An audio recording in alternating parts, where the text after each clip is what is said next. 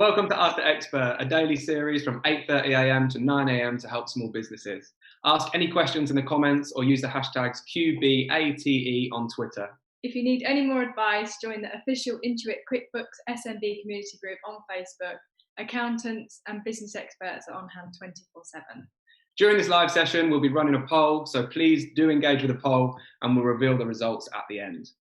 How's it going, guys? We are live. We are Charlie and Lauren. We're a travel blogging couple. There are a few roles to our business, which we're going to try and break down to you today. Hopefully some beneficial advice will be given. We are a bit of an all-round social media, travel blogging, Instagram influencer, content creation. Yeah, we do a lot of stuff, but our main handle is Charlie and Lauren _ on Instagram.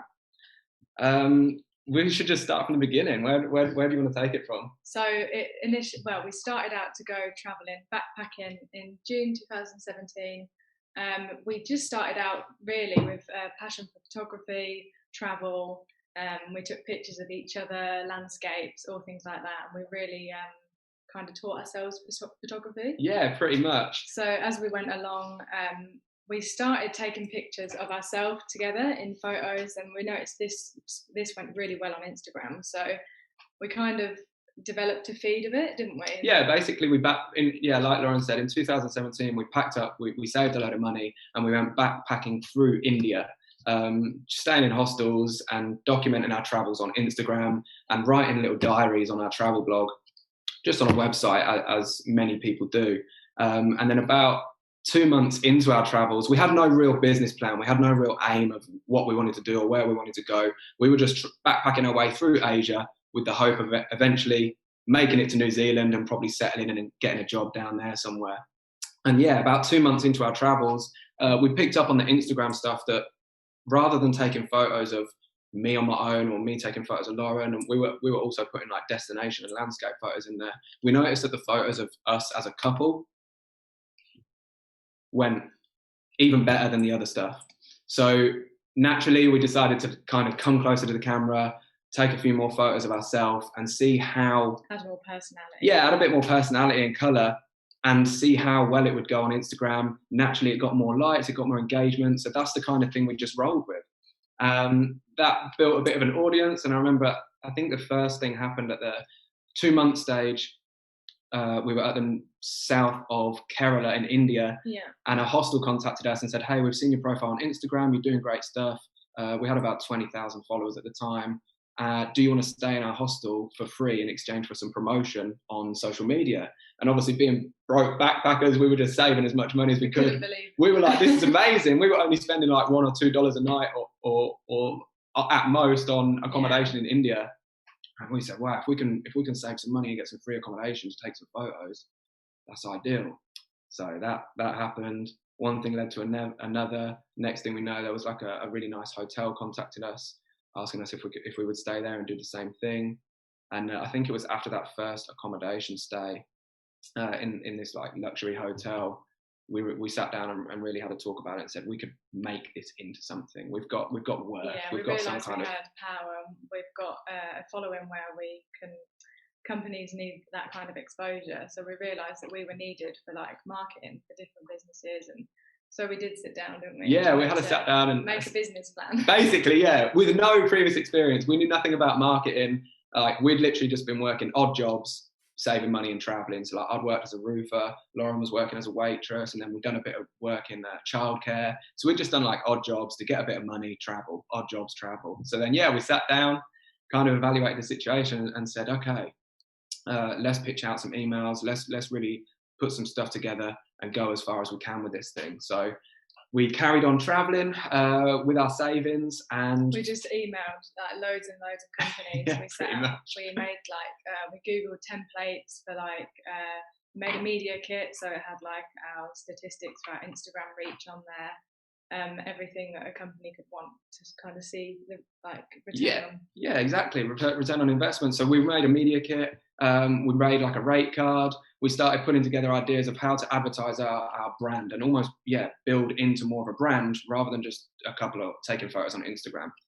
So yeah, as that expanded, we carried on traveling with our savings, went through Sri Lanka, went through Myanmar, and the free accommodation started turning into bigger things. So we worked our first tourism board with the Visit Myanmar. So that was the country's tourism board. They sent us on a free trip for 2 weeks.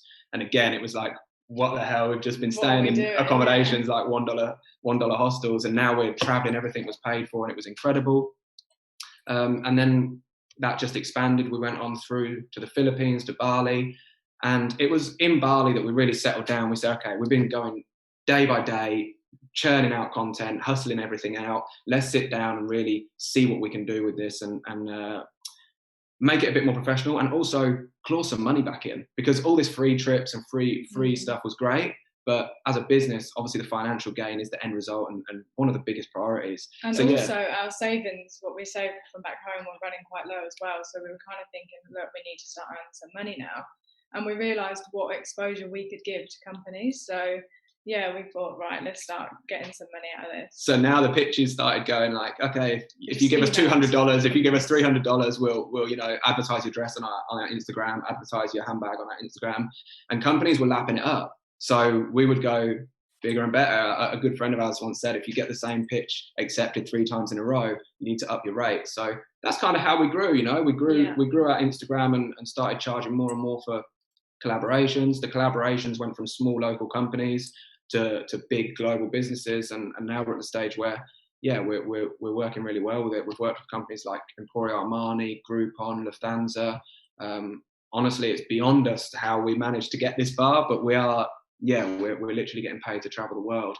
And along the way as well, I mentioned the travel blogging, because we started out just documenting like our travels for our family and friends to read as like a visual diary, really, with photos, and we'd put like video clips and stuff in there. But then we were like, we could make money out of this as well. We're really passionate about writing and stuff like that. So we were Googling how to SEO our website. We were trying to find out how to use keywords and stuff like that, and we were researching day and night, weren't we? Basically just trying to find out. We'd kind of nailed the Instagram side of things, but we wanted to trying to spread our revenue, and also, what do I say? Don't put your eggs in one basket. So we didn't want to rely on Instagram because it was so up and down. One month we'd get jobs, next month we wouldn't. So we focus a lot on the blogging side of things, rather than it just being a diary that our friends on Facebook and our parents would read.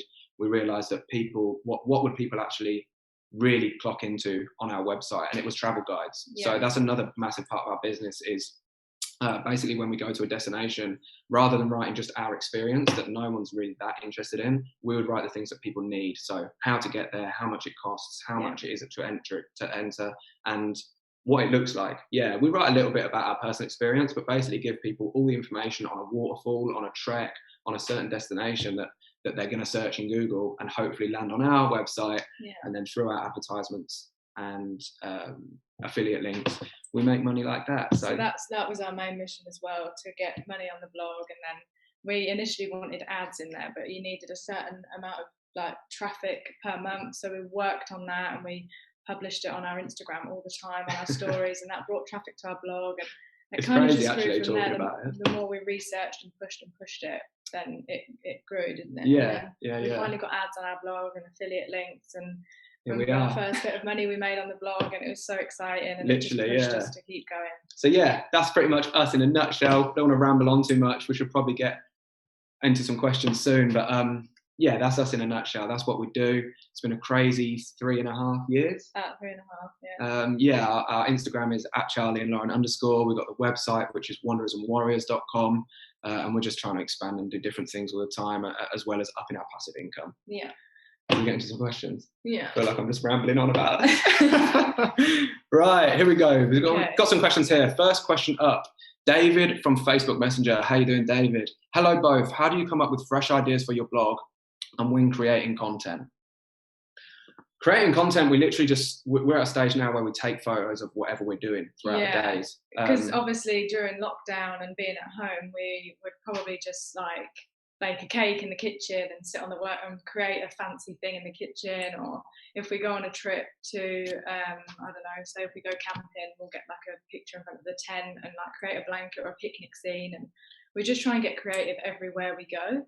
and that's how we create our content generally, really. Pretty much, yeah. Just enhance. We try and base it around real things rather than staging photos, but enhance the things that we're doing. So, forgot to mention, like last year we bought a narrowboat with some of the money we've made from collaborations, and now we use that little narrowboat as a base. So that's quite actually quirky, isn't it? It's actually done really well. Yeah, it's done really well on Instagram, and it makes for a cozy setup, and we take a lot of photos and document our journey on our little narrowboat as well. And we do well with like season, like novelty things like Halloween, Christmas lights, Easter. We kind of enhance all that as well, don't we? That's it. That is pretty much it. Just acting as we go along. And the blog, we just write about places and destinations when we go there. So the blog's been quiet for a little while, obviously because of lockdown. We haven't been traveling, but any waterfall, any trek, any destination we go to, we just write a full article about it. Or we can like we went plane spotting at Heathrow not that long ago at the airport, and we're going to write a blog on that, and we'll just kind of like book trips in and go if we feel like we want to write some blogs. Yeah, now that lockdown's lifted, we definitely want to get back out. Just bought a camper van like 2 weeks ago, renovating the camper van. That whole thing's up on YouTube, and hopefully we'll take the camper van around the UK. We can blog more as well. But the aim is to blog everything in the UK, so that's a short-term thing for now. What else we got? Justine from Twitter. Morning, Charlie and Lauren. What has been your absolute favourite destination you visited and why? Okay, what do we always say?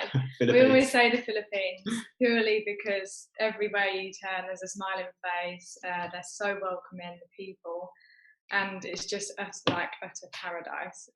It's blue water everywhere, and it's just such a chilled out like place. I think we just felt so relaxed and safe there. Yeah, we always say, like, when you look at postcards and you imagine the Philippines, then sometimes you turn up in a destination and it's not all you expect. The Philippines is that. It's the most beautiful, that rural feel as well. Like you're like eating local, and you really get into the culture while you're there as well. It's not been overpopulated or too much over tourism has not taken over the Philippines yet. So if you can get to the Philippines, definitely do so. Yeah, definitely. We love El Nido.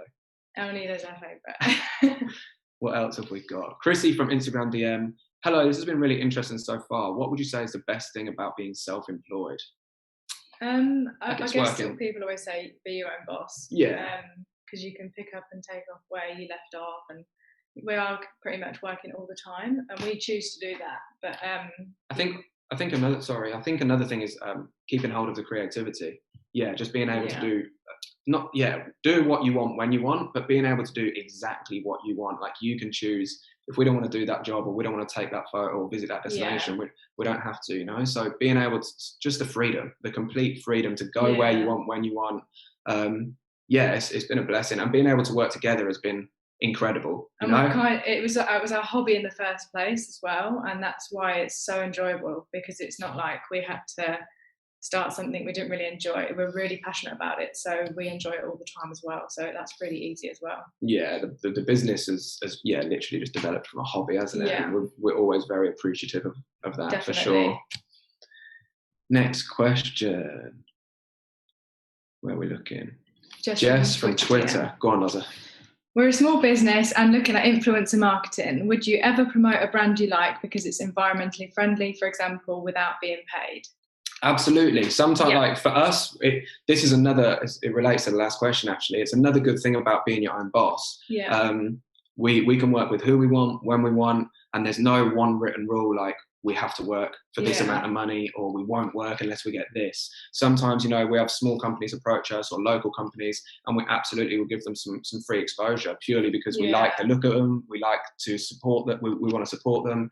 Absolutely. We do get a lot of questions for like charities and stuff like that, but it's hard to keep up with all of those things, and we kind of try and say, like, it's not a charity page, and we try and everything we're passionate about, we will market, won't we? But that's basically how we decide on whether we're taking a job. Like, does this fit with our niche, and are we passionate about it? Yeah. So absolutely, we're never going to be too big to help out someone or do something for free. But at the same time, it's all about balance, right? So it's about trying to find a balance. We can't just take free jobs.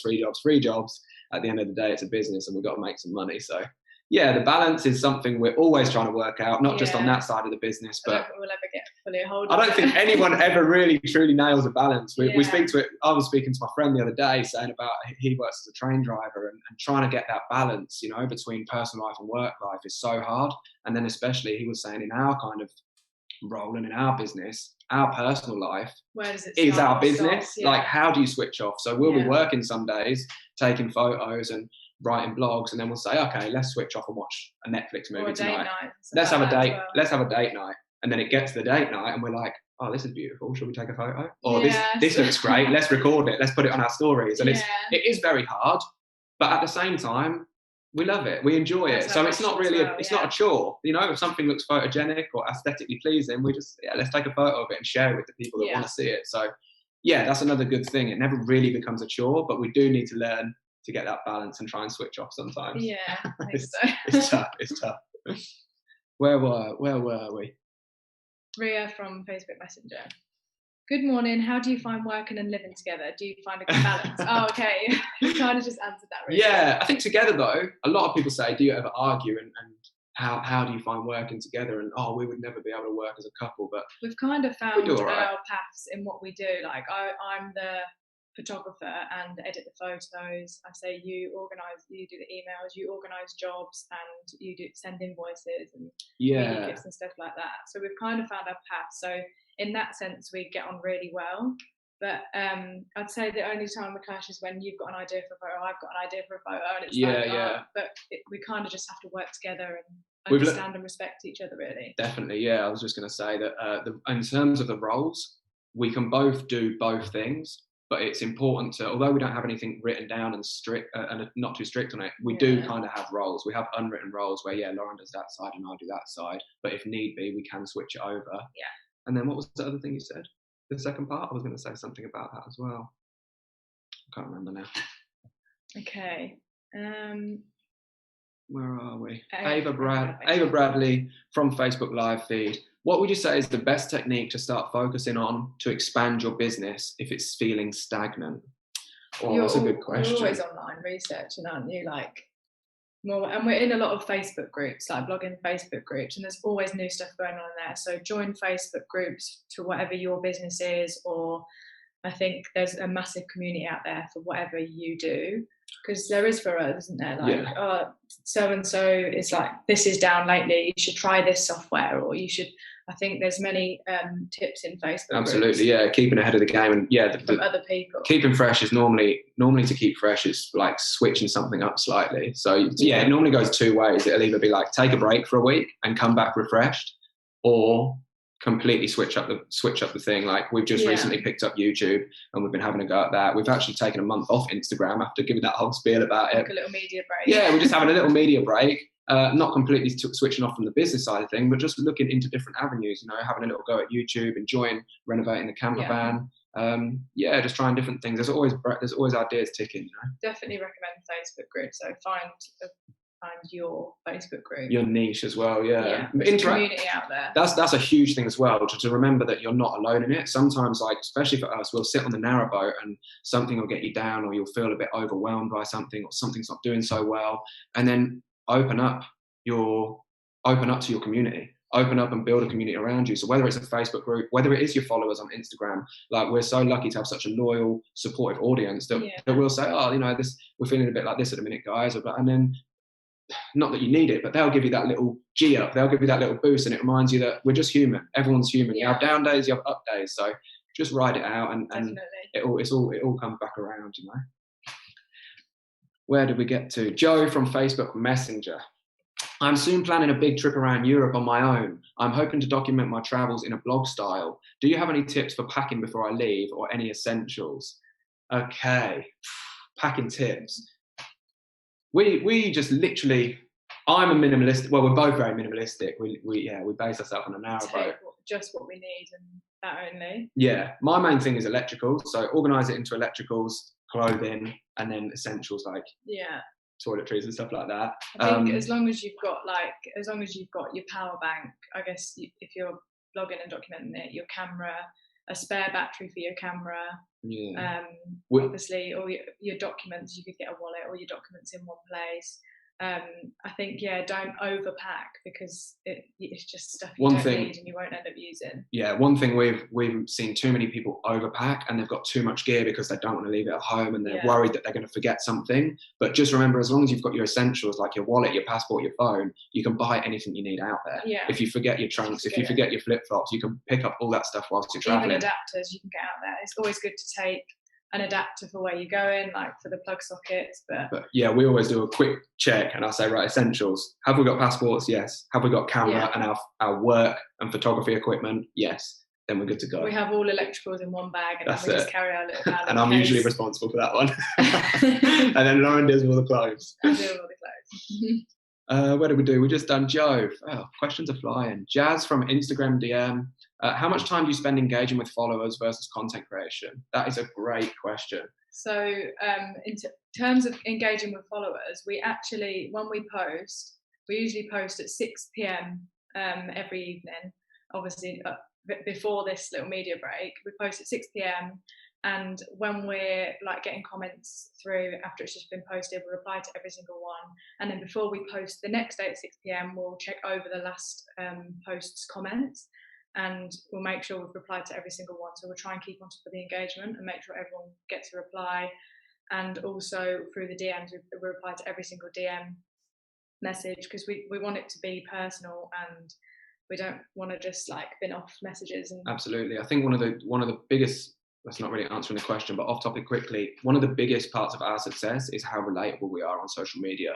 So you get a lot of influencers, or whatever you want to call them nowadays, that are so big that obviously they don't have time to reply to all their comments and their direct messages, and it does get on top of us a lot of times. But we just try and do as much as we can first thing in the morning, and there's two of us as well, and as much as we can late at night. That's clearing comments and DMs, and then just keep it relatable, keep in touch with people as much as you can. In answer to your question, I'd say it's quite even. Like maybe we'll spend a couple of hours a day engaging, like doing comments and DMs, and then a photo. Some photos will take 10 minutes, it'll be a quick shot. Other photos will take long and it'll stress us out, and you've got to edit it. And some will take 10 minutes to edit, and then some will take, like, because if the lighting wasn't right and we don't get that place again, it will take ages to edit. Sometimes I've been editing a photo for nearly 45 minutes. Yeah. But it's never really like that. It's only sometimes, because we do normally get the lighting okay. Yeah. It's just if we were in a rush and the lighting wasn't, it's hassle to edit. But I'd say they're on a par. Content creation versus engaging with followers. They're obviously just as important as each other. You have to be producing that quality content, but you also have to be keeping and engaging with the followers and keeping them happy. So they're both hand in hand, and I guess subconsciously we're doing that at about the same level. Yeah, I think so. Yeah. Where are we, Ross? Ross from Instagram DM.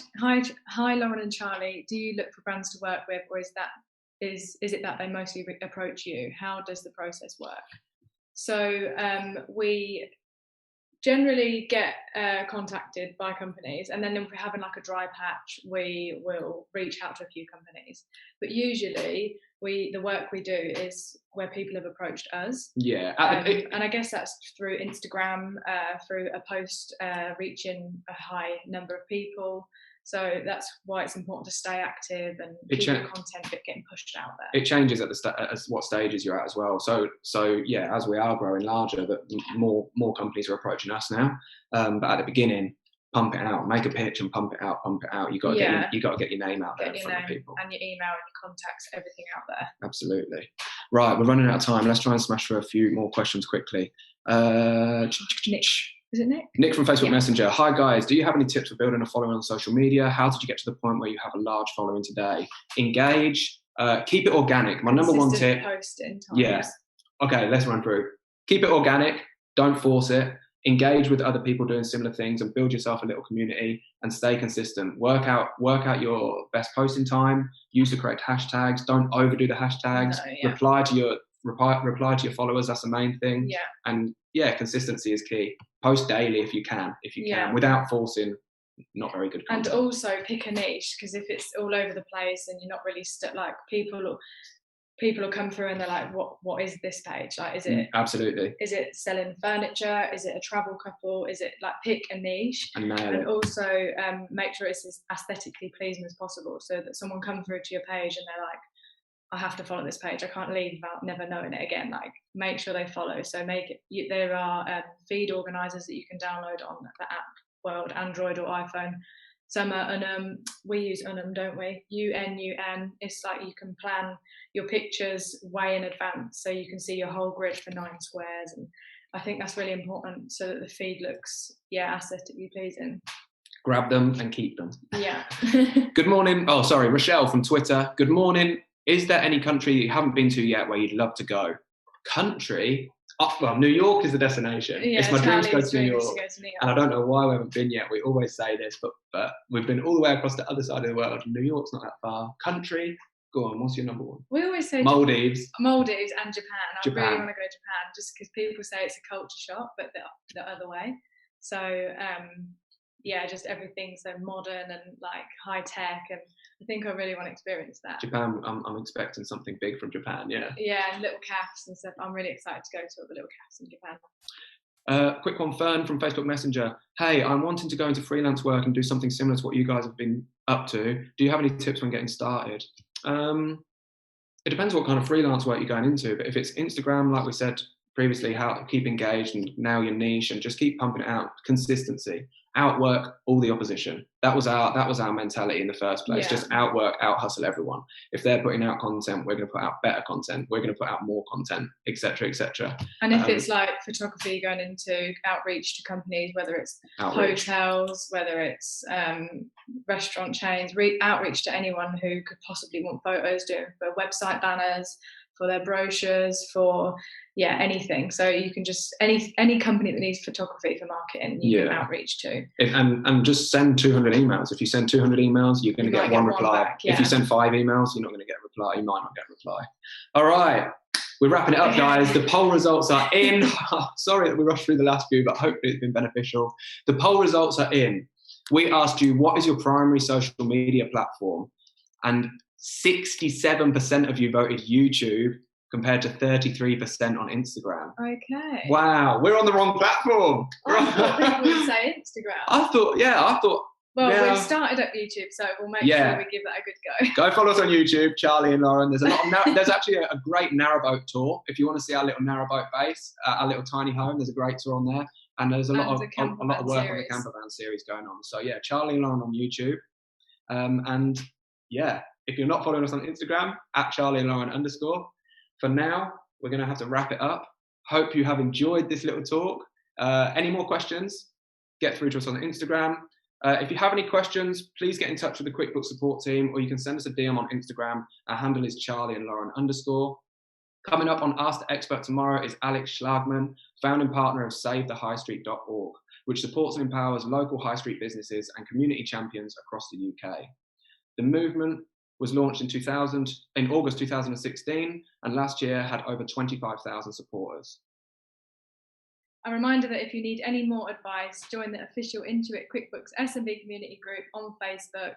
Accountants and business experts on hand 24/7.